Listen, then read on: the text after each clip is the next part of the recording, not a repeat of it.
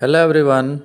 आज हम लोग उत्तर प्रदेश माध्यमिक शिक्षा परिषद की वेबसाइट upmsp.edu.in के नए अपडेट्स और नए फीचर्स के बारे में जानेंगे। यहाँ पर यूपीएमएसपी ने अपना पोर्टल जो है अपडेट किया है। इसमें यूज़र इंटरफेस बदले हुए हैं। इसमें कई तरह के फीचर इसमें आ गए हैं। क्या क्या नया चीज़ है, क्या अपडेट हुआ है, यह आज हम लोग जानते हैं। चलिए अब हम लोग वेबसाइट पर देखते हैं क्या इसमें बदलाव हुआ है। देखिए, यह यूपीएमएसपी की वेबसाइट है, उत्तर प्रदेश माध्यमिक शिक्षा परिषद की वेबसाइट है।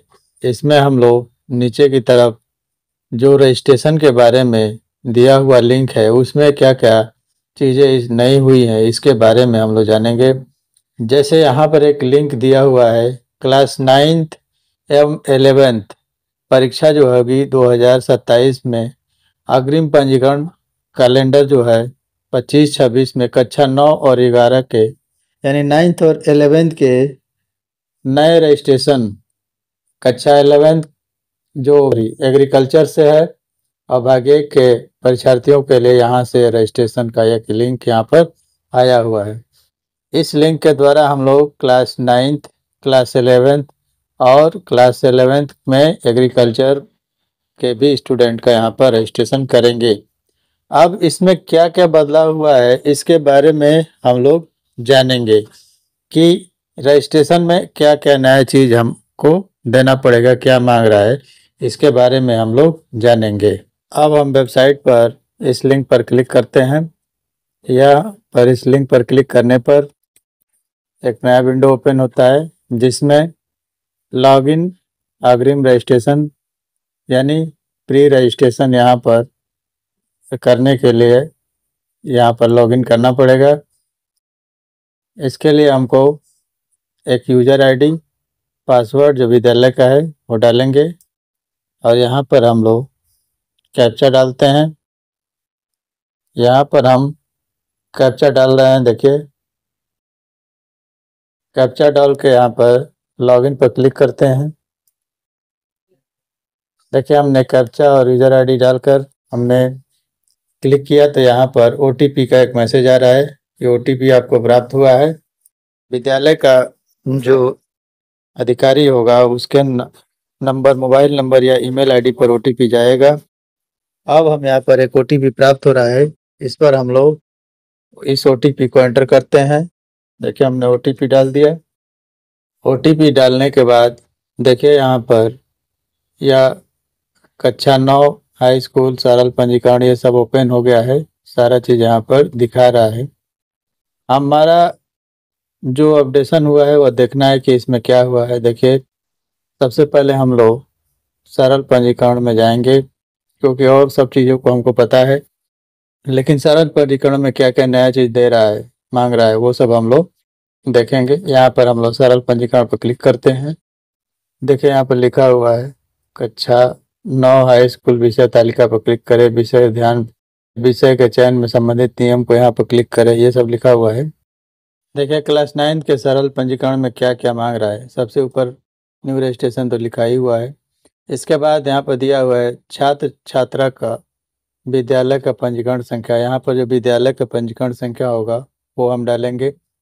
Permanent education number, PAN number जो यूडाइस पोर्टल के द्वारा प्राप्त होता है उसको यहाँ पर हम लोग एंटर करेंगे। यह कंपलसरी है, पेन नंबर क्या यहाँ पर कंपलसरी है। विद्यार्थी का विवरण, विद्यार्थी विवरण में क्या है, छात्र का नाम इंग्लिश में और छात्र का नाम यहाँ पर हिंदी में। इसके बाद छात्र के पिता का नाम, छात्र के पिता का नाम इंग्लिश में, फिर छात्र के पिता का नाम हिंदी में। यहाँ पर छात्र की माताजी का नाम और इसके बाद छात्र के माताजी का नाम हिंदी में, इंग्लिश और हिंदी। और इसके बाद जेंडर सेलेक्ट करते हैं। यहाँ पर जेंडर दिया हुआ है बालक बालिका, यहाँ पर हम लोग सेलेक्ट कर सकते हैं। ट्रांसजेंडर दिया हुआ है एक तीसरा ऑप्शन, सेलेक्ट कर सकते हैं। डेट ऑफ बर्थ करने के लिए यहाँ पर देख कैलेंडर ओपन हो जा रहा है। यह पहले नहीं था, पहले कैलेंडर ओपन नहीं होता था, पहले मंथ, डेट और ईयर केवल लिखा रहता था, लेकिन अब पूरा का पूरा कैलेंडर यहाँ पर ओपन हो जाएगा। आप कितना पीछे इसको ले जा सकते हैं, आप इसको देख सकते हैं। इसके बाद यहाँ पर दिया हुआ है आधार नंबर, आधार नंबर यहाँ एंटर करेंगे। यहाँ से अगर सत्यापित करना चाहते हैं कि वह स्टूडेंट है कि नहीं, तो आप यहाँ पर आधार की वेबसाइट पर जाकर वहाँ पर आप सत्यापित कर सकते हैं कि यह आधार सही है या नहीं। इसके बाद यहाँ पर मोबाइल नंबर एंटर करेंगे। देखिए जितना स्टार लगा हुआ है वो कंपलसरी है। इसके बाद यहाँ पर ईमेल आईडी, जो वैलिड ईमेल आईडी है वो हम यहाँ पर एंटर करेंगे। यहाँ पर जो अस्थाई पता देना चाह रहे हैं यहाँ पर अस्थाई पता देंगे। यहाँ पर लिखा है कि प्रदेश से बाहर के छात्रों का अस्थाई पता जिला व राज्य के साथ लिखे जनपद में अदर चुने। यहाँ पर हम लोग यदि कोई भी स्टेट यहाँ पर दिया हुआ है, अगर दूसरे स्टेट का है तो हम अदर सेलेक्ट कर सकते हैं। यहाँ पर अदर का ऑप्शन दिया हुआ है। किसी और जगह का अगर है, यानी यूपी के अलग अगर कहीं का है, तो यहाँ पर हम लोग अदर को सिलेक्ट कर सकते हैं। दूसरे स्टेट के लिए हम लोग अदर का सिलेक्शन करते हैं। इसके बाद यहाँ पर पिन नंबर डालेंगे। अब यहाँ पर अन्य विवरण में क्या देखते हैं, यहाँ पर सबसे पहले छात्र का टाइप पूछा गया है। यहाँ पर हम लोग छात्र रेगुलर है, री एडमिशन है, दोबारा एडमिशन ले रहा है, या अन्य स्कूल से है, तो यहाँ पर हम लोग तीनों में से जो भी ऑप्शन सेलेक्ट करना होगा सेलेक्ट करेंगे। इसके बाद यहाँ पर छात्र का टाइप में इसमें कई प्रकार के टाइप दिए हुए हैं। डिसेबल का वगैरह दिया हुआ है, बहुत सारा इसमें ऑप्शन दिया हुआ है। यदि छात्र नॉर्मल है, डिसेबल नहीं है, तो सामान्य पर क्लिक करेंगे। इसके बाद यहाँ पर श्रेणी general EWS OBC ST SC ये हम लोग सेलेक्ट कर सकते हैं। इसमें से जो भी आप फिल करना चाहें। यदि अल्पसंख्यक हैं तो अल्पसंख्यक पर क्लिक करेंगे, नहीं तो माइनॉरिटी नहीं है तो माइनॉरिटी को नो कर देंगे, नहीं तो यस को यस कर सकते हैं। इसके बाद परीक्षा का माध्यम क्या है, किस मीडियम में एग्जाम देना चाह रहे हैं, हिंदी या इंग्लिश मीडियम, दोनों में से देख लेंगे। हिंदी मीडियम है तो हिंदी मीडियम, और नहीं तो इंग्लिश सेलेक्ट करना है। इसमें अपार आईडी इंटर करना पड़ेगा, लेकिन अपार आईडी यहाँ पर कंपलसरी नहीं है, मैंडेटरी यहाँ पर नहीं दिया हुआ है, यहाँ पर स्टार नहीं लगा है। यानी कि अगर अपार आईडी नहीं भी है तो आपका रजिस्ट्रेशन हो जाएगा। लेकिन हम थोड़ा ऊपर जाते हैं, यहाँ पर देखिए परमानेंट यानी पेन नंबर जरूरी है। पेन नंबर पर यहाँ पर स्टार लगा हुआ है, पेन नंबर आवश्यक है। यदि पेन नंबर नहीं होगा तो रजिस्ट्रेशन नहीं हो पाएगा। अपार आईडी अगर नहीं है तो भी रजिस्ट्रेशन हो जाएगा। दोनों है तो बहुत अच्छा है, लेकिन यदि पेन नंबर नहीं है तो रजिस्ट्रेशन नहीं हो पाएगा। अपार आईडी नहीं है तो रजिस्ट्रेशन हो जाएगा। इसके बाद यहाँ दिया हुआ है छात्र छात्रा का विद्यालय पंजीकरण संबंधी दस्तावेज, यानी SR या TC, यानी जो सीरियल नंबर यहाँ पर दिया गया है, और TC का कोई भी विवरण, कोई भी डॉक्यूमेंट हम यहाँ पर सेलेक्ट करके डाल सकते हैं। यहाँ से चूज फाइल में जाएंगे, वहाँ से हम लोग इसको एंटर कर सकते हैं, फाइल को सिलेक्ट कर सकते हैं। फाइल JPG या JPEG फॉर्मेट में 25 KB से लेकर 500 KB तक होना चाहिए। इससे बड़ी फाइल अगर होती तो यह ऑप्शन नहीं ले पाएगा, यानी इतना ही साइज की फाइल वह लेगा। वो भी कौन से फॉर्मेट में, JPG और JPEG दो ही फॉर्मेट में फाइल को लिया जा सकता है। विषय का सिलेक्शन यानी विषय का चुनाव पहले की तरह ही है। विषय का चुनाव में कोई बदलाव नहीं किया गया है। इसके बाद प्रधानाचार्य की घोषणा यहाँ पर दिया हुआ है। इसके बाद यहाँ पर कैप्चा डालेंगे, कैप्चा डालकर सेव रजिस्ट्रेशन करेंगे तो अगले स्टेप में जैसे बढ़ता है, पहले की तरह बढ़ता था उसी तरह से आगे बढ़ जाएगा। हम दोबारा शुरू से इसमें देख लें। देखिए यहाँ पर सबसे पहले SR नंबर देना है छात्र का। इसके बाद पैन नंबर, स्टूडेंट का नाम, father name, mother name, gender, Aadhaar number, email ID, mobile number, date of birth. इसके बाद एड्रेस, टाइप चुनेंगे, टाइप 2 में सामान्य रखना है तो सामान्य चुनेंगे, कैटेगरी चुनेंगे। इसके बाद अगर माइनॉरिटी है तो माइनॉरिटी को सिलेक्ट करेंगे। परीक्षा का मीडियम क्या देना चाह रहे हैं ये सेलेक्ट करेंगे। इसके बाद अपार आईडी यदि है तो डाल दीजिए, नहीं तो छोड़ दीजिए। यहाँ पर आपको TC या SR में से कोई एक चीज़ को यहाँ पर JPG फॉर्मेट में 25 KB से लेकर 500 KB तक यहाँ पर अपलोड करना होगा। विषय का सिलेक्शन पहले की तरह ही करेंगे। यहाँ पर प्रधानाचार्य के यदि पूरा का पूरा चीज़ ऊपर का जो भी हमने फिल किया सही है तो यहाँ पर इस चेक बॉक्स पर क्लिक करके यहाँ कैप्चा भर के और सेव रजिस्ट्रेशन पर क्लिक करेंगे। सेव रजिस्ट्रेशन के बाद आप फोटो वगैरह उसमें अपलोड करेंगे। स्टूडेंट का फोटो अपलोड करने के लिए ऑप्शन आता है। अब देखिए हम लोग अब यहाँ पर छात्र का नाम हम लोग टाइप करके देखते हैं और देखते हैं कि क्या होता है। जैसे मैंने एग्जाम्पल के रूप में कोई भी छात्र का नाम टाइप किया, जैसे मैंने यहाँ पर टाइप किया है छात्र का नाम अनिल, और यहाँ पर देखिए हिंदी में, हिंदी वाले टेक्स्ट बॉक्स में अपने आप यहाँ टाइप हो गया। इसके बाद यदि फादर का नाम कुछ भी हम डालना चाह रहे हैं तो हम फादर का नाम यहाँ पर डाल सकते हैं। देखिए अपने आप वहाँ पर हिंदी की टाइपिंग हो जा रही है। अब आपको हिंदी दोबारा टाइप करने की आवश्यकता नहीं पड़ेगी। देखिए यहाँ पर अपने आप यहाँ पर ले रहा है। आप इसमें सुधार कर सकते हैं। आप जो भी सुधार करेंगे उसी के अनुसार वहाँ पर नाम लेगा। हम यहाँ पर देखिए इसमें हम लोग कुछ भी कर सकते हैं, मिटा सकते हैं। ठीक है, हम इसमें दूसरा अपना टाइप करके रख सकते हैं, कोई ज़रूरी नहीं है। लेकिन यहाँ पर ये पहले जो है हमको दोनों बॉक्स में टाइप करना पड़ता था।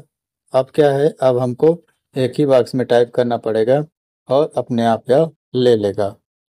यहाँ पर जो भी चीज़ें दी गई है वो सुविधाजनक बनाने के लिए यहाँ पर दिया गया कि हाँ ज़्यादा सुविधाजनक कोई भी चीज़ हम इसको बना सकें। आप देख लीजिए क्लास 11th में रजिस्ट्रेशन के लिए क्या इसमें नया बदलाव हुआ है। देख क्लास 11 में रजिस्ट्रेशन के लिए यहाँ पर दिया हुआ है, अन्य बोर्ड से कक्षा 10 के उत्तीर्ण अभ्यर्थियों परीक्षार्थियों के लिए या परिषद से परीक्षा वर्ष 2025 के पूर्व के छात्रों में कक्षा 10 में उत्तीर्ण परीक्षार्थियों के लिए यहाँ पर दिया हुआ है। इसके बाद दिया हुआ है सरल और सामूहिक पंजीकरण कक्षा 10 में परीक्षा के द्वारा केवल परिषद के परीक्षा वर्ष 2025 में कक्षा 10 के उत्तीर्ण परीक्षार्थियों के लिए। यहाँ पर जब यदि हम क्लिक करते हैं तो यहाँ पर नीचे देखिए ऑप्शन आता है। यहाँ पर हम लोग को सेलेक्ट करना पड़ेगा आवर स्टूडेंट और अदर स्टूडेंट। यदि आवर स्टूडेंट है तो हम यहाँ से रोल नंबर बिटवीन और रोल नंबर इन ये हम लोग डाल सकते हैं।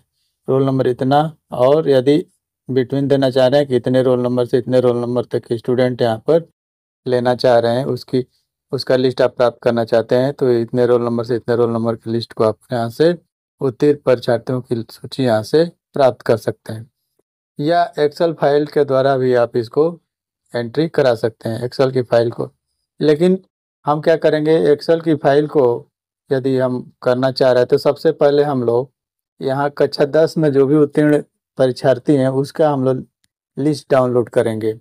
इस लिंक पर क्लिक करने पर यहाँ पर जब लिंक क्लिक करते हैं तो यह जो है ये जो हमारा कक्षा 10 में जो पास हुए हैं स्टूडेंट उसका पूरा का पूरा लिस्ट यहाँ पर आ जाएगा। यहाँ पर हम इसको सेव कर देते हैं। इस लिस्ट को जब हम लोग सेव करते हैं तो यह लिस्ट कुछ ओपन होकर इस प्रकार से दिखाई देगी। देखिए अभी लोड हो गई, हाँ यहाँ पर यह दिखाई देने लगी। एक्सेल शीट पर यह ओपन होगा, एक्सेल शीट पर यह पूरा का पूरा ओपन हो जाएगा। दोबारा अगर जो क्लास 10th में स्टूडेंट हैं और पास कर चुके हैं उनकी एंट्री नहीं करनी पड़ेगी, यहीं से हम लोग डायरेक्ट उसको अपलोड कर देंगे। यहाँ से हम देखिए क्या दिया हुआ है, यहाँ पर पूरा का पूरा डिटेल यहाँ पर दिया हुआ है। जो स्टूडेंट पास हुए हैं उनका नाम, रोल नंबर, ये सब यहाँ पर दिया हुआ है। अब हम क्या करेंगे, हम यदि कोई स्टूडेंट यहाँ पर अगर ये यहाँ से नाम हमारे यहाँ नहीं है पढ़ रहा है तो हम उतने रो को हम लोग क्या करेंगे, यहाँ से डिलीट कर देंगे। अब उतने रो को डिलीट करके फाइल को क्या करेंगे, सेव करेंगे। फाइल को सेव करने के बाद हम क्या करेंगे, हम इस फाइल को दोबारा जहाँ पर हम लोग हैं वहाँ पर अपलोड कर देंगे। यानी यहाँ से हम लोग फाइल को सेलेक्ट करेंगे और फाइल यहाँ से यहाँ पर फाइल शो करेगी। इसके बाद फाइल को सेलेक्ट करके और यहाँ पर इस विवरण को सत्यापित कर देंगे। यहाँ पर सेलेक्ट कर लेंगे तो पूरा के पूरा फाइल यहाँ पर आ जाएगा। यानी जो क्लास 10th के स्टूडेंट हैं क्लास 11th में अगर उसी विद्यालय में एडमिशन ले रहे हैं वहीं से वह जो है सत्यापित हो जाएंगे। वहाँ से जब उनका सारा डिटेल सत्यापित हो जाएगा तो शो हो जाएगा। मैं इस वीडियो को ज़्यादा बड़ा नहीं बनाना चाह रहा हूँ।